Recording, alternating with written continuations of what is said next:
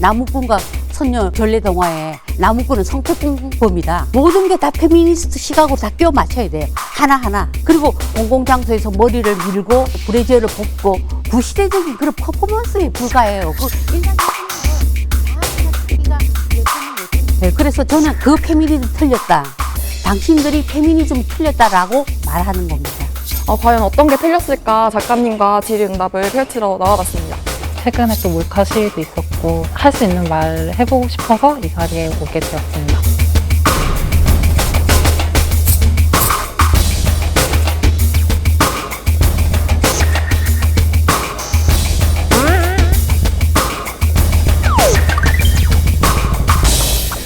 오늘이 3년째 돼요. 뭐가 3년이냐면 메갈리아 사이트가 만들어진 게 2015년 8월이에요. 지난 3년 동안 건국 이래 페미니즘이 이렇게 광풍이라고 그러나 어떤 이렇게 큰 바람이 부는 건 처음이었어요. 정말 여기는 문제가 많다. 이렇게 급진적 페미니즘, 이렇게 급진적 남성 혐오로 가고 이렇게 혐오를 바탕으로 두고 어떻게 이렇게 사회운동이 될 수 있는가.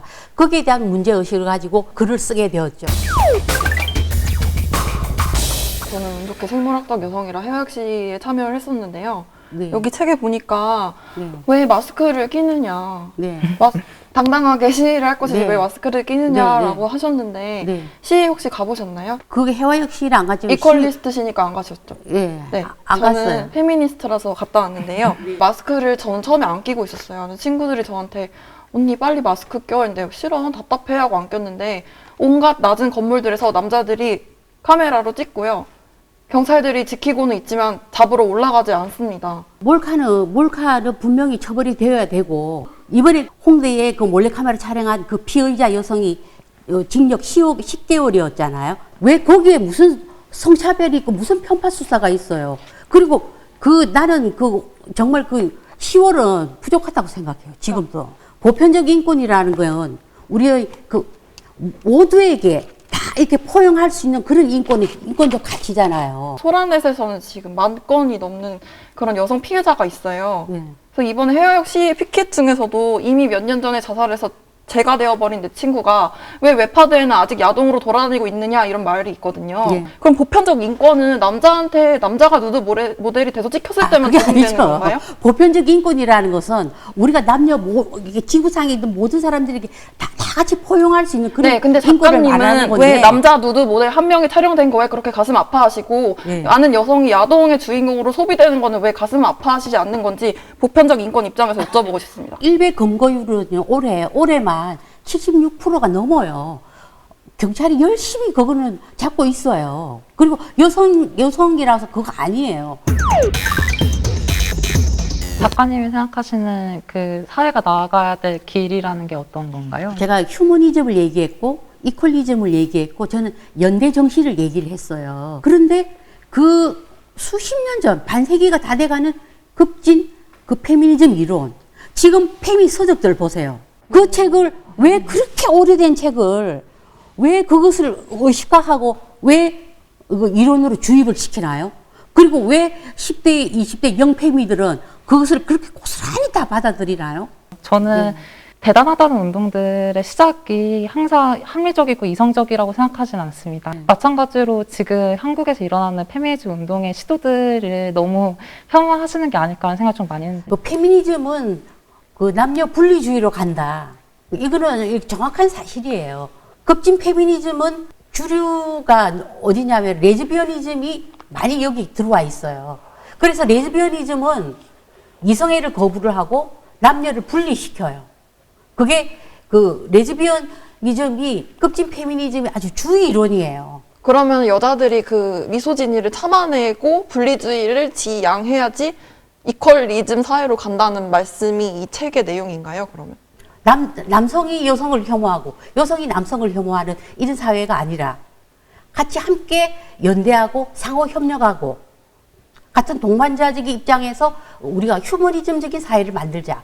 그리고 성평등 사회를 만들자. 저도 차별이 없으면 역차별이 없다 생각하고 물체가 애초에 없으면 거울에 비출 것도 없다고 생각해서 반성차별, 반성폭력을 지향하는 게 페미니즘이라고 생각합니다. 20대 남성이지만 제가 역차별을 당하고 있다고 생각하지는 않아요. 대졸들의 첫 일자리에서 남녀 임금 평균 격차를 한번 봤어요. 그래서 남성은 216만 원을 받고 여성은 174만 원을 받는다. 그러면은 남자들의 입장을 한번 보자고요. 그게 2년 군대를 갔다 오면 이게 보상이 없는 그 의무예요. 군대에서 부르면 조국의 아들이고 가서 다치면은 네 집 아들이시더라 뭐 이런 그렇잖아요. 그러니까 사실 가장 첨예한 게 그 임금 격차에서 성차별이다라는 게 그 페미니스트들이 굉장히 그 주된 그 논리거든요. 그러면 남자들은 2년 군대를 가면 그러면 여성들은 2년 돈을 더 벌잖아요. 군대 가 있을 동안 그만큼 더 소득이 있잖아요. 이거 계산을 안 하더라고. 저는 그 부분에 대해서는 평생 소득을 한번 비교해보는 게 좋을 것 같은데 20대부터 돈을 번 여성들이 왜 노인이 되면 돈이 없는가가 그 흔히 말하는 경단녀, 경단녀라고 그러잖아요. 경력, 단절, 뭐 임신, 뭐 육아, 뭐 그런 과정을 거치면서 그런데 우리가 노동 시간, 노동 강도, 직종, 직군 이런 거를 다 계산을 해야 돼요. 격차가 통계상으로 존재한다는 건 인정을 하셨던 거잖아요. 저희가 그냥 저는 그것이 개인의 문제로 보면 안 된다고 생각을 해요. 페미니스트들이 가부장제를 자꾸 바짓가랑이를 붙잡고 하는 거는 구시대적 산물이다 이런 말씀을 하셨는데 그러니까 모든 여성의 억압, 여성의 착취 이거는 원인이 무엇이냐? 바로 너 가부장제다. 그렇지만 그 인류의 문명의 역사에서 우리가 여성들이 얼마나 편리해지고 살기 편해지고 이렇게 교육받고 다 인생을 스스로 선택하고 내가 결혼하지 않아도 되고 임신하지 않아도 되고 그 모든 어떤 그 권리를 문명의 발전 속에서 얻었는데 그 문명의 발전을 전부 가부장제 탓이다. 이 가부장제야말로 이거도 없애야 될 존재다. 이렇게 하면 저는 그거는 정말 보는 시각에 문제가 있다는 거죠. 요새 남자들이 자조적으로 얘기하잖아요. ATM 기계라고. 나는 돈 주는 기계이고. 그런데 모든 소비 권력은 사실 여성이에요. 그거는 여성이 주체적으로 소비를 하게끔 만드는 그런 문화적 배경 때문이 아닐까요? 아이돌이나 영화 산업이나.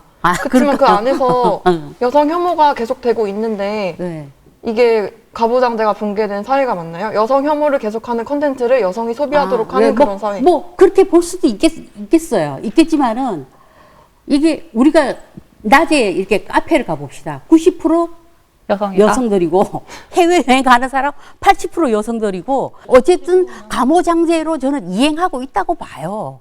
우리 여성이 너무 살기 힘들어 막 그렇게 하기 우리 그 남성 문제도 좀 보자고요. 그리고 여성 문제 다 같이 좀 동등하게 좀 놓고 저는 봤으면 좋겠어요.